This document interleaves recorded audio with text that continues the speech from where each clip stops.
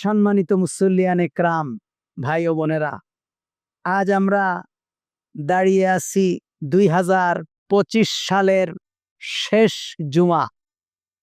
2025 সালের শেষ জুমা, নতুন বছরের দ্বার প্রান্তে।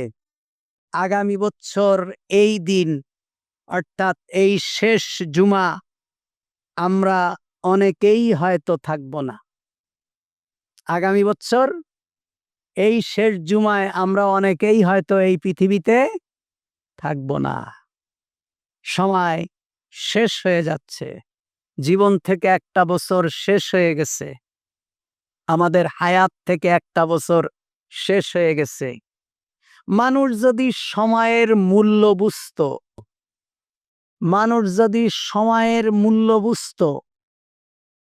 তাহলে সময়টাকে মানুষ কাজে লাগাতো আল্লাহর দ্বীনের জন্য। কিভাবে কে কত বেশি, সাহাবীরা যেমন আমলের প্রতিযোগিতা করতেন, কে কার থেকে বেশি আমল করতে পারবে, আল্লাহর বান্দারা আমলের প্রতিযোগিতা করতে। আর আমরা যদিও প্রতিযোগিতা করি, দুনিয়া পাবার প্রতিযোগিতা করি, কে কার থেকে বড় টাকাওয়ালা হতে পারবে, কে কার থেকে বড় ভালো চাকরি করতে পারবে, কে কার থেকে বেশি বড় রাজনীতিবিদ হতে পারবে, কে কার থেকে বড় পদ দখল করতে পারবে, এই প্রতিযোগিতা। কিন্তু আল্লাহর বান্দা যারা, তারা পরকালীন জীবনের প্রতিযোগিতায় ব্যস্ত থাকতেন। পরকাল কিভাবে কামাই করতে পারবে, পরকাল কিভাবে আসবে, আল্লাহ তাআলা এই সময়ের গুরুত্ব বুঝাবার জন্য আল্লাহ তাআলা সময়ের কসম করেছেন। আল্লাহ তাআলা বলছেন ওয়াল আসর, সময়ের কসম। কারণ পৃথিবীতে আল্লাহ তাআলা মানুষকে যত নেয়ামত দিয়েছেন, সব থেকে উত্তম নেয়ামত হলো সময়। যত নেয়ামত আল্লাহ তাআলা আমাদেরকে দিয়েছেন, সময়ের থেকে উত্তম কোনো নেয়ামত আমাদের নেই। এই পৃথিবীর সকল অর্থ সম্পদ যদি আমাকে দেওয়া হয়, আর আমার যদি সময় না থাকে, আমি যদি মারা যাই, কি আর হবে? আর এই পৃথিবীতে আমাকে কিছুই দেওয়া হয়নি, ভোগ, অর্থ সম্পদ, রাজত্ব, ক্ষমতা কিছুই নেই, কিন্তু আল্লাহ তাআলা আমাকে হায়াত দিয়েছেন। আমি কোনো না কোনোভাবেই পরকালীন জীবন অর্জন করতে পারবো, কোনো না কোনোভাবে দুনিয়ায় বেঁচে থাকতে পারবো। এজন্য সময়ের গুরুত্ব আল্লাহ তাআলা বুঝাবার জন্যই সময়ের কসম কেটেছেন। ওয়াল আসর, আমি সময়ের কসম করে বলছি। আল্লাহ তাআলা সময়ের গুরুত্ব বুঝাবার জন্যই বলেছেন। তা আমাদের জীবন থেকে একটি বছর শেষ হয়ে গেছে, আমরা কি করতে পেরেছি, কে কতটুকু আল্লাহ তাআলার ইবাদত করতে পেরেছি, আগামী দিনের জন্য আমরা কি প্রস্তুতি নেব? প্রত্যেকটা ব্যবসায়ী, প্রত্যেকটা চাকরিজীবী, প্রত্যেকটা মানুষ বছর শেষে সে একটা হিসাব করে যে আমি কত টাকা প্রফিট করলাম, আমার এবছর কত টাকা লস হলো, আমার এবছরে ব্যবসায় কি কি ভুল ছিল, আমার কোন ভুলের কারণে আমি এই ব্যবসায় লস খেলাম। মুমিনরা তাদের আমলনামা নিয়ে হিসাব করবে যে আমি কি করেছি। আর আজকে আমরা সবশেষ নতুন বছর আসছে, আমরা খুব আনন্দ করি, 31st নাইট পালন করি। কেন? মানুষকে আল্লাহ তাআলা এই কারণে নির্বোধ বলেছেন, মানুষদেরকে আল্লাহ তাআলা বোকা বলেছেন, নির্বোধ বলেছেন, আল্লাহ তাআলা নাশুকরিয়া বান্দা বলেছেন মানুষদেরকে। কেন? যে মানুষের জীবন থেকে তার জীবনের সব থেকে গুরুত্বপূর্ণ সময় শেষ হয়ে যাচ্ছে, অথচ সে আনন্দ করছে, উল্লাস করছে। আল্লামা ফখরুদ্দীন রাজি রাহিমাহুল্লাহ এই আয়াতের ব্যাখ্যা বুঝছিলেন না, তাফসিরটা তার বুঝে আসছিল না। তা উনি এই তাফসির ঘাটতে ঘাটতে, আয়াতের গবেষণা করতে করতে উনি বাজারে গেলেন। চলতে চলতে যখন বুঝে আসছে না, মেমোরিতে যখন ধরছে না, তখন উনি বাজারের দিকে গেলেন, এমনি বাজারে চলে গেলেন।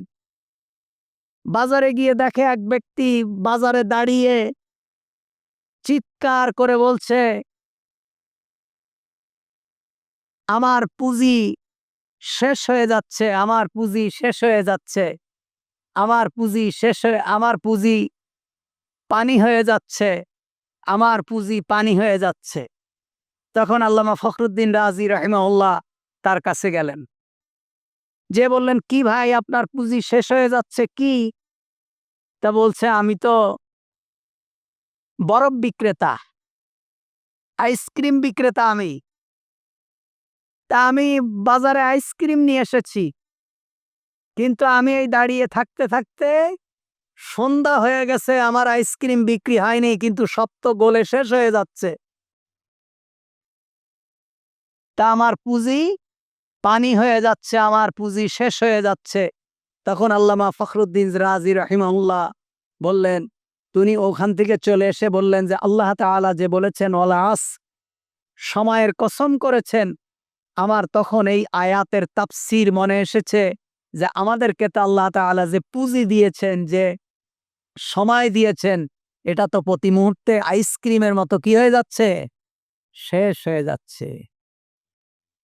একটি বছর শেষ হয়ে গেছে, আল্লাহ তাআলা বলছেন, ইয়া আইয়ুহাল্লাযীনা আমানুত্তাকুল্লাহ হাক্কা তুকাতিহি ওয়া লা তামুতুন্না ইল্লা ওয়া আনতুম মুসলিমুন। হে ঈমানদারগণ, তোমরা আল্লাহকে ভয় করো।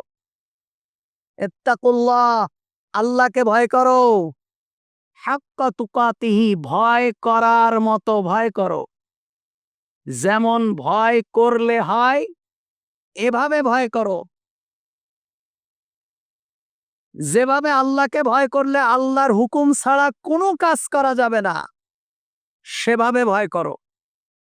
আল্লাহকে এভাবে ভয় করো যেভাবে ভয় করলে আল্লাহর বিধানের ব্যত্যয় ঘটে, আল্লাহর বিধানের খেলাপ হয়, এমন কোনো কাজ তুমি করবে না, এমন ভাবে ভয় করো। ওয়ালা তামুতুন্না ইল্লা ওয়া আনতুম মুসলিমুন। আর তোমরা মুসলমান না হয়ে কবরে এসো না। তোমরা মুসলমান না হয়ে মৃত্যুবরণ করো না। তার মানে কি? সর্বক্ষণ ঈমানের উপরে থাকো। কখন তোমার মৃত্যু হয় তুমি তো জানো না। সর্বক্ষণ ঈমানের উপরে থাকো, সর্বক্ষণ মৃত্যুর জন্য প্রস্তুত থাকো, সর্বক্ষণ আল্লাহ তাআলার বান্দা হিসাবে নিজেকে প্রস্তুত রাখো। কারণ মৃত্যু যার ভালো তার সব ভালো, যার মৃত্যু খারাপ তার জীবনের সব অর্জন ব্যর্থ। যার মৃত্যুটা সুন্দর হবে তার জীবনের সফলতা, আর যার মৃত্যুটা খারাপ হবে তার জীবনের ব্যর্থতা। যার মৃত্যুটা ঈমানের উপরে হবে সে হলো সফল কাম, আর যার মৃত্যুটা ঈমান ছাড়া হবে সে হলো ব্যর্থ।